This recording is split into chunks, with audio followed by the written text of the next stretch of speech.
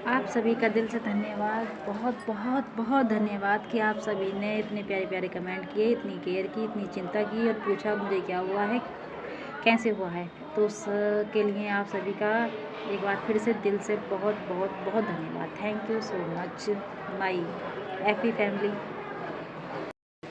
राधे राधे सभी को, welcome back. स्वागत करते हैं आप सभी का आज के इस ब्लॉग वीडियो में। कैसे हैं आप सभी? उम्मीद करते हैं स्वस्थ होंगे, मस्त होंगे, है ना, और थोड़े से व्यस्त होंगे। मैंने अपने पैर में चोट की एक वीडियो बना के डाली थी, उसके बाद से मेरे पास आप सभी लोगों के बहुत सारे कमेंट आ रहे हैं,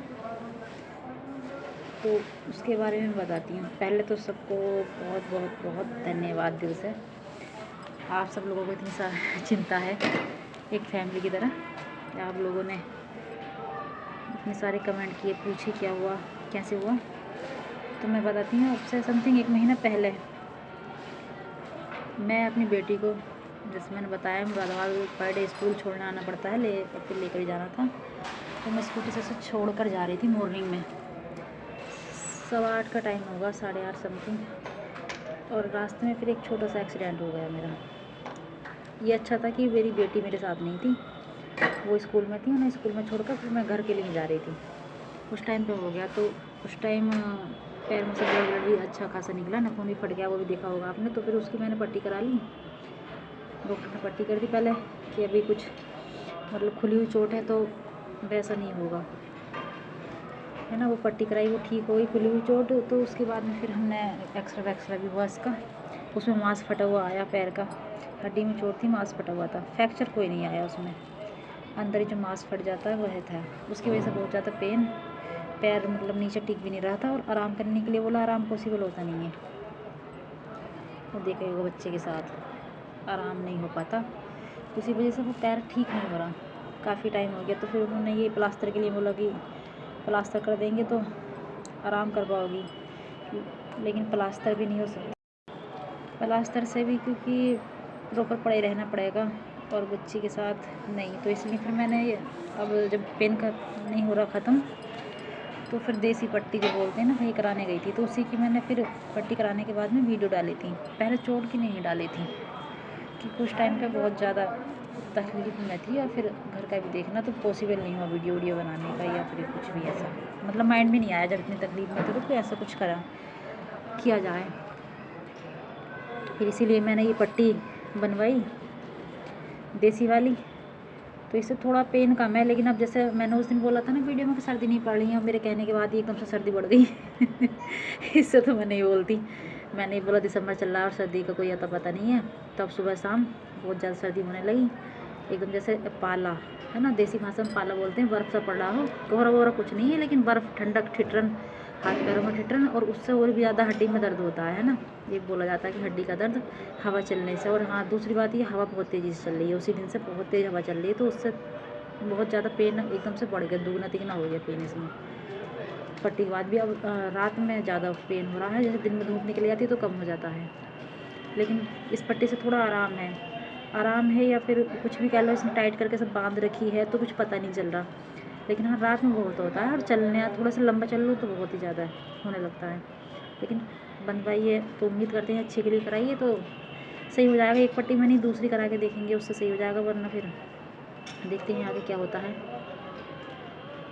फ़िलहाल तो यही है कि बस इसी पट्टी से सही हो जाए। और आप लोगों ने जो इतनी सारे कमेंट और इतना प्यार दिखाया, उसके लिए एक बार फिर से दिल से धन्यवाद। थैंक यू सो मच, आपका बहुत बहुत बहुत आभार, हाथ जोड़कर आभार आपका और उसके साथ साथ फिर ये भी था ना, थोड़ा सा मैं चली फिरी भी कुछ ज़्यादा हूँ, कूदी फादी भी क्योंकि मुझे ना ज़रा थोड़ी बहुत तकलीफ़ में ना, मुझे ऐसा नहीं लगता कि कुछ हुआ है, सहन कर लेती हूँ, पेन होता रहता है, चलती रहती हूँ, बस यही था। लेकिन अब सोच रही हूँ जल्दी से पैर सही किया जाए, इसीलिए बस थोड़ा सा आराम कर रही हूँ फ़िलहाल काम के साथ साथ। अब कल की बात करते हैं। कल हम कोई वीडियो ब्लॉग नहीं बना पाए, क्योंकि कल थी जोसू की PTM, तो उस पीटीएम में भी मेरे को जाना पड़ता है। मैं गई उसमें पीटीएम में, पहले उसके साथ उसको तैयार किया, खुद हुए, जल्दी काम फिनिश किया। स्कूल तो जस्ट पास में है, लेकिन फिर भी थोड़ा सा टाइम लगता है ना घर का काम वाम फिनिश करने में, चाय नाश्ता ये सब कुछ, घर की साफ़ सफाई, वो सब कुछ किया। उसके बाद में फिर हम पीटीएम में टाइम लग जाता है आधा घंटा, और उसके बाद फिर आपके ऊपर है कि आप वहाँ स्कूल में घूमो फिरो या कुछ भी करो, लेकिन मिनिमम आधा घंटा पौन घंटा तो चला ही जाता है पीटीएम में। तो पीटीएम की उसके बाद में फिर हम अपने रूम पर आए। हमें फिर जोसू के लिए कुछ ख़रीदना था, थोड़ी सी शॉपिंग करनी थी, तो हम चले गए फिर शॉपिंग करने के लिए मॉल। घर आने के बाद थोड़ा सा कुछ खाकर मॉल चले गए। मैं सोचा कि वीडियो बनाऊंगी मॉल जाकर, दिखाती हूँ आपको जोसू की शरारत क्या क्या करती हैं मॉल में। लेकिन मैं और जोसू जाएं हम दोनों अकेले, तो फिर मुझे तो सारा ध्यान जोसू पे रखना पड़ता है, क्योंकि अगर ये मॉल गई हैं तो इनका पहला लक्ष्य होता है मॉल में जाकर ट्रॉली लेना, और ट्रॉली भी ऐसी जो साफ़ सुथरी हो, बिल्कुल उस पर कोई दाग नहीं हो। अगर वो नहीं मिली तो फिर ये शुरू हो जाती हैं रोना पीटना, या फिर वही चिल्लाना, मम्मी ये अच्छी नहीं है, मम्मा ये बहुत गंदी है, ये सही नहीं है ट्रॉली। मुझे ऐसे मतलब मैं बता नहीं सकती, काश मैं वीडियो बना पाती तब मैं दिखाती आपको।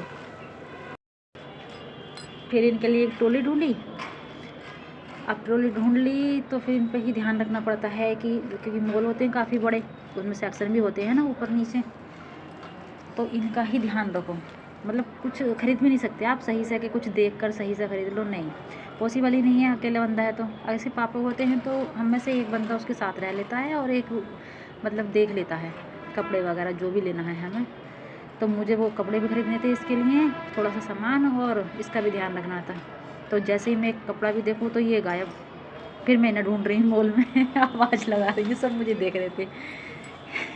चीख चीख के मैं आवाज़ लगा रही हूँ जोसू जोसू, और ये दूसरे सेक्शन में से ला रही हैं, कभी मैगी उठा के ला रही हैं, कभी पेंसिल बॉक्स, मतलब जो इन्हें चाहिए था ना, और जिसमें मतलब उसकी घर में ज़रूरत भी नहीं, ऐसी चीज़ें उठा के ला रही हैं। और वो भी छोटा पैकेट नहीं, काफ़ी बड़े बड़े, क्योंकि मॉल में तो हर साइज़ होता है। काफ़ी बड़े बड़े और काफ़ी महंगे महंगे। महंगा तो चलो एक बार देखा भी जाए, वैसे कैसे देखा जाए ना, बजट भी देखना पड़ता है, लेकिन जिसकी ज़रूरत ही नहीं है हमें, तो वो चीज़ उठा के ला रही थी।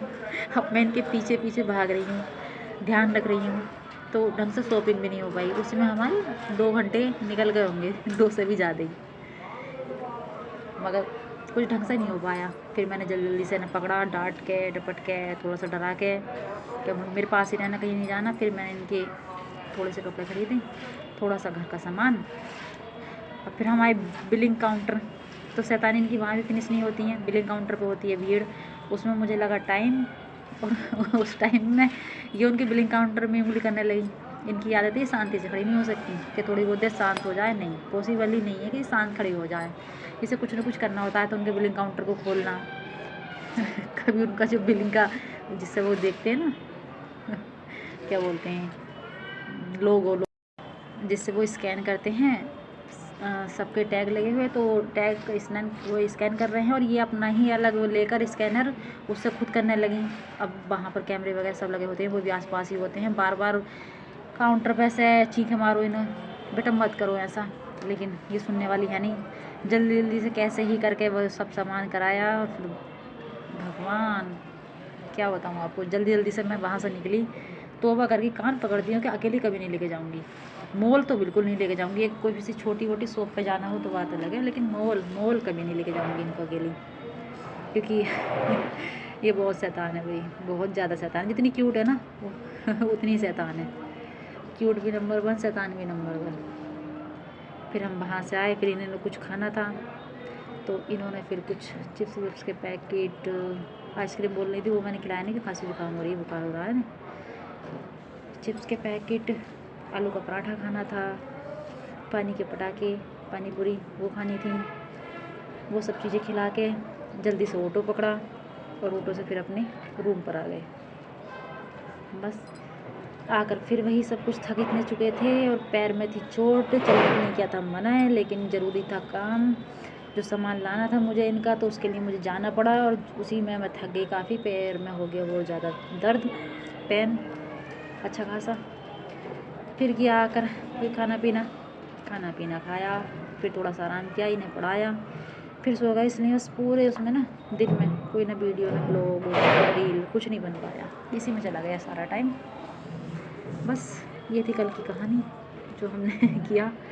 आज हम सुबह से फिर उठ के नहा धो के तैयार हो के सो रहे हैं, खाना पीना खा के 1 बजे तक थका दिया उन्होंने मुझे। अब वो सो रही हैं आराम से, और मैं सोचा थोड़ा सा टाइम है तो एक ब्लॉग बना लूँ, सोचा वीडियो बना लें। थोड़ा सा टाइम मिला मुझे, वो सो रही हैं तो मैंने वीडियो बना ली। आप लोगों से बात कर लेते हैं, तो मैं बातें करने के लिए बैठ गई। इसी बहाने ब्लॉग बन गया, बातों बातों में ही कल का पूरा दिन बता दिया क्या क्या हुआ था। और आज का समथिंग 2:45 बज गए हैं। अभी दिन तो निकल ही चुका है। अब देखते हैं जब उठती हैं तो क्या मूड होता है उनका, कैसे करती हैं, थोड़ा पढ़ेंगी खेलेंगी क्या करेंगी पता नहीं। खेलते हुए भी ध्यान रखना पड़ता है, उनका शैतान बहुत है ना, डर लगता है कहीं कोई चोट वोट ना मार ले, क्योंकि करती रहती हैं ऐसे उल्टे सीधे काम। तो खेलते टाइम भी ध्यान रखना पड़ता है, या तो फिर फ़ोन दो, फ़ोन देखेंगी तो पड़े रहेंगी शांत उतने टाइम, जितना टाइम उनके पास फ़ोन है। वरना तो बस चोट लगने का हर टाइम खतरा है। कभी नीचे झाँकेंगी, कभी पानी में खेलेंगी, बस इसी में पूरा दिन निकल जाता है। स्कूल जाती है थोड़ा सुकून रहता है, संडे है तो संडे में स्कूल होता नहीं है। सुबह से खा रही हैं जान, अब सोई हैं तो मिला है आराम सुकून, उसमें मैं आपसे बातें करने आ गई।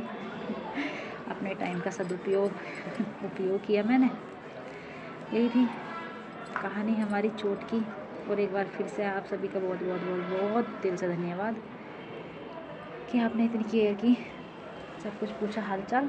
थैंक यू वेरी मच, दिल से धन्यवाद, दिल से थैंक यू।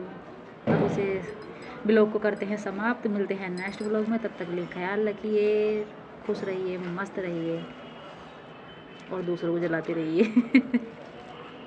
ओके ठीक है, thank you, bye bye, Radhe Radhe, जय श्री कृष्णा।